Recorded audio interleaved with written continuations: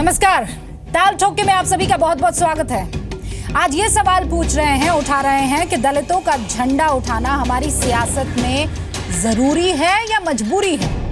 हम ये सवाल इसलिए कर रहे हैं क्योंकि दलितों को लेकर प्रधानमंत्री मोदी के एक बयान के बाद इस मुद्दे पर पॉलिटिक्स शुरू हो गई है, बड़ी बहस शुरू हो गई है। बीएसपी कह रही है कि मोदी 2 साल तक दलितों पर चुप क्यों रहे, और कांग्रेस कह रही है कि प्रधानमंत्री ने एक स्क्रिप्ट लिखकर एक्टिंग की है। बस हम ये सवाल उठा रहे हैं कि क्या जात पात से हम मेक इन इंडिया का संकल्प पूरा कर पाएंगे।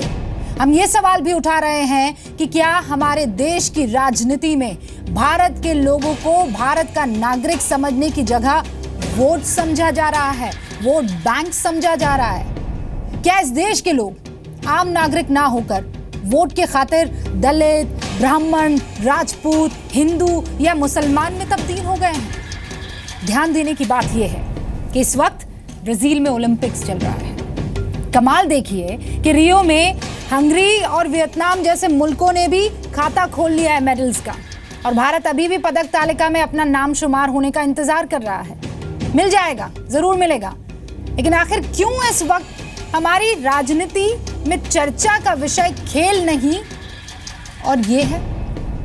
आखिर ऐसा क्यों होता है कि शिक्षा, सेहत, भरपेट खाना, शुद्ध पेयजल और रोजगार की जगह हर चुनावी मौसम में चर्चा का विषय दलित हो जाता है, जात पात हो जाती है। और ऐसा क्यों होता है कि चुनावी मौसम में दलित ना होकर वोट बन जाता है। क्या हिंदुस्तान में सिर्फ इंसान होना, हिंदुस्तानी होना, नागरिक इस देश का होना काफी नहीं?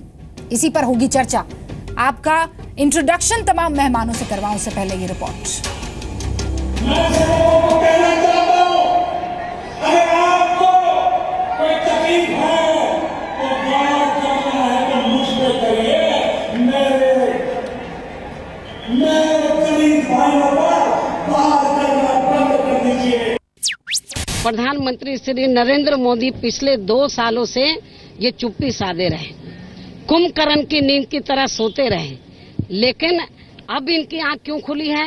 क्योंकि उत्तर प्रदेश सहित देश के अन्य और कई राज्यों में भी कुछ ही महीनों के अंदर विधानसभा का आम चुनाव होने वाला है।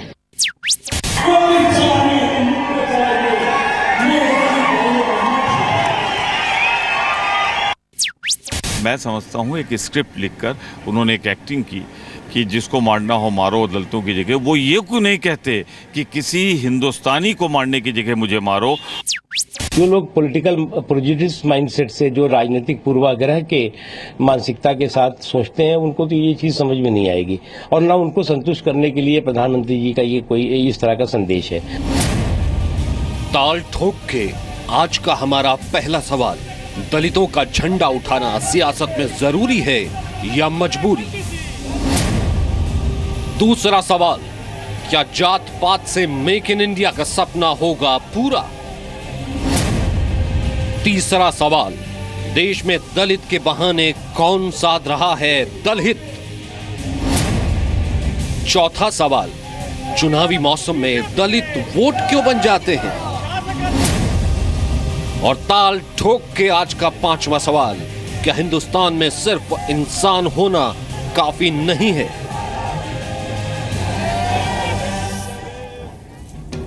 खास मेहमानों से तारुफ। कांचा इलैया साहब दलित चिंतक है, दलित अधिकारों के लिए काम करते हैं, अंग्रेजी और तेलुगु भाषा के लेखक हैं। सर, स्वागत है आपका। जयंतो घोषाल साहब वरिष्ठ पत्रकार हैं, 1987 से राष्ट्रीय राजनीति कवर कर रहे हैं।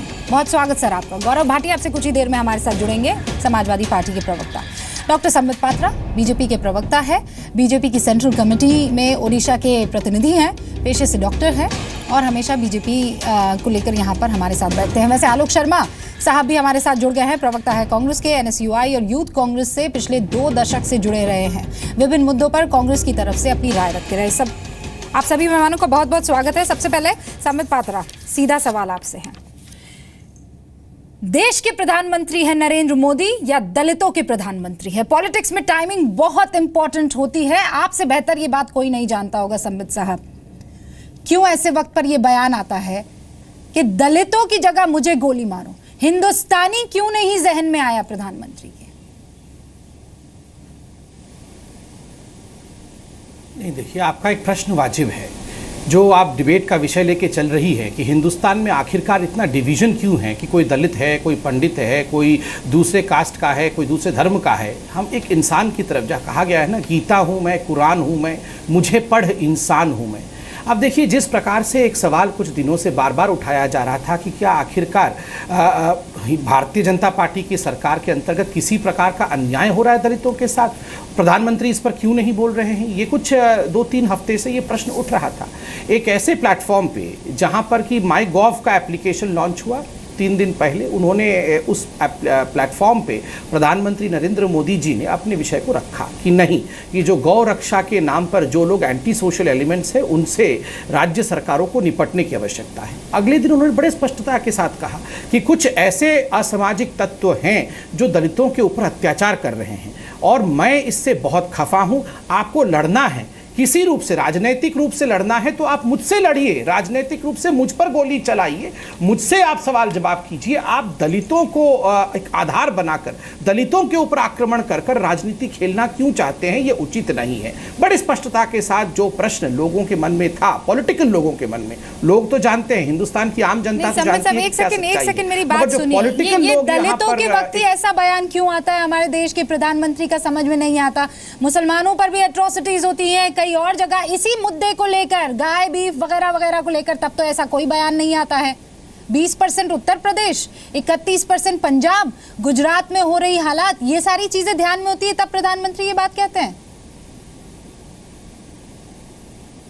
बिल्कुल नहीं। किसने कहा कि मुसलमानों के लिए प्रधानमंत्री ने नहीं कहा या किसी वर्ग को छोड़ दिया? प्रधानमंत्री ने ही पहली बार ये नारा दिया था, सबका साथ सबका विकास। और जो आपका भी आज डिबेट का टॉपिक है कि इंसान क्यों नहीं, स्वाभाविक रूप से सबका साथ सबका विकास, इंसान का साथ, हर इंसान का साथ, हर तबके के इंसान का साथ, हर मजहब के इंसान का साथ, हर धर्म के इंसान का साथ, हर जाति के इंसान का साथ और हर जाति धर्म मजहब के इंसान का विकास, यही तो प्रधानमंत्री ने आधार बना के पर बयान में तो दिखा नहीं ना, बनाकर आगे भी काम कर रहे हैं। बयान में तो नहीं दिखा ना संबित पात्रा, वो बयान में कहां दिखा? बकायदा शब्द का इस्तेमाल किया गया दलित प्रेम है या दलित वोट प्रेम है? बिल्कुल बिल्कुल, क्यों ना। देखिए, जहां तक वोट का विषय था, जहां तक राजनीति का विषय था, जहां तक चुनाव लड़ने का विषय था, सबका साथ सबका विकास, यह स्लोगन था। इस स्लोगन को लेकर हम आगे बढ़े और चुनाव में जीत भी हुई।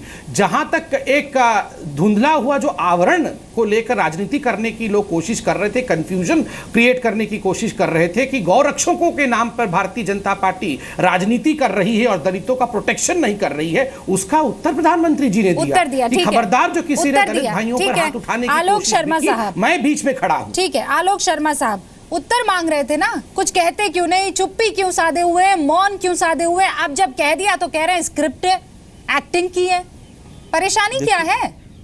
देखिए रूबिका जी, कम से कम 2 चीज़ें अब स्पष्ट हो गई हैं। सबसे पहली चीज़ तो प्रधानमंत्री महोदय ने मान लिया है कि दलितों के ऊपर अत्याचार हो रहा था। प्रधानमंत्री महोदय ने स्वीकार कर लिया है कि मेरे शासन आने के बाद इस तरह की घटनाएं हो रही हैं। लेकिन केजरीवाल साहब जिस तरह कहते थे मुझे जेल भेज दो, मोदी साहब कह रहे हैं मुझे गोली मार दो।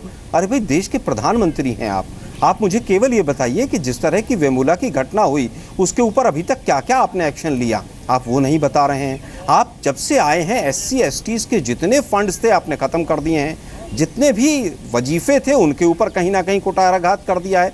तो आज का जो विशेष जी न्यूज़ ने लिया है वो बहुत ही प्रासंगिक है कि कहीं ना कहीं मोदी साहब दलित को जो है वोट बैंक के आधार पर मात्र देख रहे हैं। और आप कैसे देख रहे हैं? देखिए, मैं समझता हूं कि हमारा तो रिएक्शन उसके बाद ही आया है। हमारे लिए दलित जो है वो समाज का अभिन्न हिस्सा है, देश का एक नागरिक है, क्योंकि वो कहीं ना कहीं सामाजिक तौर पर पीछे रहा है, इसलिए हमने हमेशा उनकी आवाज उठाई है। लेकिन आज आप जिस तरह की भाषा का इस्तेमाल जिस तरह की भाषा का आप इस्तेमाल कर रहे हैं, मुझे गोली मार दीजिए। अरे देश का प्रधानमंत्री कह रहा है कि मुझे गोली मार दीजिए। हाँ ठीक है आलोक जी, आप कह रहे हैं हमने हमेशा हितों के लिए काम किया है। अब ये बताइए, 2014 की रिपोर्ट है ministry of minority affairs, Amitabh Kundu ने लिखी थी। 44.8 of ST and 33.8 SC population in rural India were living below the poverty line 2011-12। ऐसी हालत हो रखी है अभी दलितों की कि उनके बारे में बताते हुए दिल और रूह कांप जाती है। क्या किया आपकी सरकार ने? देखिए, मैं न समझता जाने हूं कि कितने सालों तक सर रूबिका आपने जी, राज किया है। रूबिका जी, वोट रूबिका जी, बैंक मैं नहीं तो उत्तर और दे क्या देता हूं। समझ के रखा था आपने? रूबिका जी, दलितों मैं को? उत्तर दे देता हूं। दलितों की और एससी और एसटी पॉपुलेशन का कंपैरिजन अगर आप गुजरात के बाकी राज्यों से करेंगे तो आपको इसका उत्तर मिल जाएगा।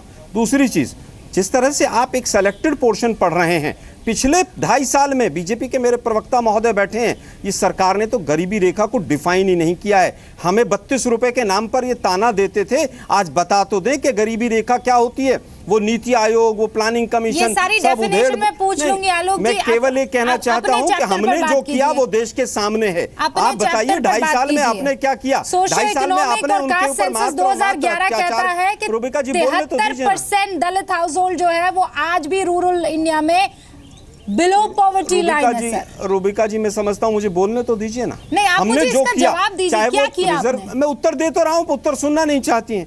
चाहे वो संविधान में विशेष स्थान से लेकर, रिजर्वेशन से लेकर, आज अगर आईएएस आईपीएस दलित का बच्चा है तो वो हमारे संविधान के आधार पर है, जिसके यहाँ पर प्रणेता डॉक्टर अंबेडकर साहब और नेहरू जी थे। मैं समझता हूं कि दलितों को जितना हमने दिया, चाहे वो भूमिहीनों को 20 पॉइंट प्रोग्राम में तमाम तरह की सुविधाएं दी हो, पिछले 2.5 साल में मुझे एक योजना तो बता दीजिए। इनके मंत्री तो कहीं पशुओं से तुलना कर रहे हैं। मोदी जी की जो नहीं, मोदी जी की जो मोदी जी की आज का विषय, देखिए रूबिका जी, आज का विषय दलितों की स्थिति नहीं है। आज का विषय है मोदी जी के द्वारा दिया गया बयान। आज का विषय बयान ये पूरी है तरह से कि मात्र सारी पार्टियां दलित प्रेम वोट बैंक की तरह देखा है क्यों बीजेपी करती ने। है? और जिस आज का तरह से विषय क्लियर दलितों कर के दूं। आप विरोध रुक जाइए आलोक में जी, हमेशा से सब्र। आरएसएस रही है, पूरा देश सब्र जानता आलोक है। जी, सब्र।